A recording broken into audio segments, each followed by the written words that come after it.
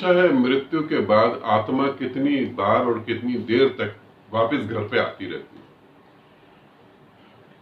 प्रश्न को मैं थोड़ा सा क्लियर करूं, साधक ने तो बहुत शॉर्ट में पूछा है। उनका पूछने का मतलब है जब हमारी मृत्यु हो जाती है उसके बाद हमारी आत्मा हमारे घर में कितनी बार आती है और कब तक आती रहती है। हमारी मृत्यु के बाद हमारी आत्मा सूक्ष्म शरीर बार बार हमारी घर की तरफ आता है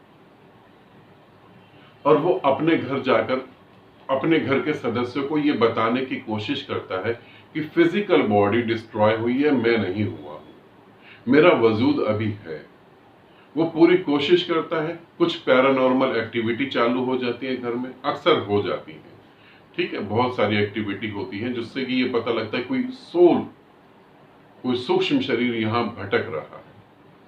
वो काफी कोशिश करता है बताने की, आप नहीं समझ पाते, फिर वो वापस भटकता है शमशान घाट जहां उसका शरीर का दाह संस्कार हुआ, कब्रिस्तान जहां उसे दफना दिया। पूरी कोशिश करता है। अगर हमने शरीर को दफना दिया है तो वो पूरी कोशिश करता है कि उस शरीर में वापस जाऊं, किसी तरीके से बाहर निकलूं। और अगर हमने दाह संस्कार कर दिया, शमशान घाट में जला दिया है, तो बार बार शमशान घाट से वापस घर आता है, रिश्तेदारों के पास पहुंचता है, रिश्तेदारों के पास जाता है। वो पूरा प्रयास करता है कि कैसे आप लोग समझें कि मैं अभी जीवित हूं। अब ये सिलसिला जो है वो 13 दिन में पूरा कर सकता है। 13 दिन में उसे ऐसा लगता है कि हाँ, मेरे को कोई समझ ही नहीं पा रहा है। अब इस समझाने के लिए जो है मेरे को शरीर की ही जरूरत है, तो फिर मैं शरीर धारण करूं। अब शरीर धारण करने का एक छोटा सा उपाय होता है, किसी दूसरे के शरीर में चले जाना। अक्सर ऐसा होता है जहां मृत्यु होती है वहां किसी न किसी के साथ ऐसी दुर्घटना कुछ समय के लिए घट जाती है, और अगर ये भी संभव नहीं होता तो वह आस पास में कहीं ना कहीं जन्म ले लेता है, ताकि वो जन्म लेके आपको ये बता सके कि मैं आ गया हूं, मगर वो ये कभी बता नहीं सकता। दुर्घटना घट जाए तो एक अलग बात है, मगर नेचर का नियम है, वो कभी बता नहीं सकता। इसीलिए जो है इसीलिए वो बार बार आता है आपको बताने के लिए। आप नहीं समझते तो जब उसे ये होता है कि मैं नहीं समझा पा रहा हूं, तब वो हमेशा के लिए दूर चला जाता है।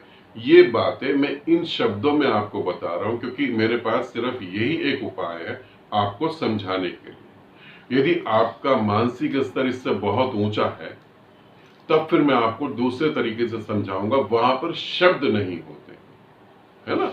जब मैं सूक्ष्म शरीर की बात कर रहा हूं तो वहां पर शब्द नहीं होते। ये एक मजबूरी है कि तुम ऐसे समझ सकते हो, ना तो वो शब्दों में कुछ अभिव्यक्त करता है।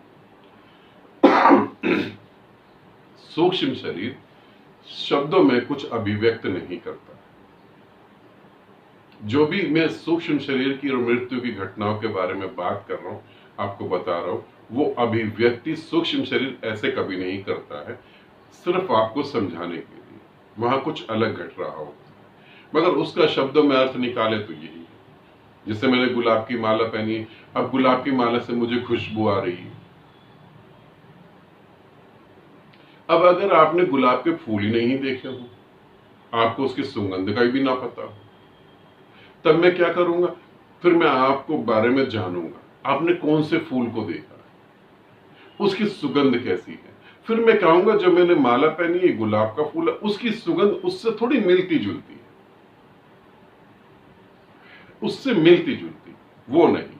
तो ये एक मजबूरी है कि मुझे आपको इस तरीके से समझाना पड़ रहा है। ठीक है, आनंदित रहें, सदा खुश रहें। बहुत बहुत प्रेम आप सभी।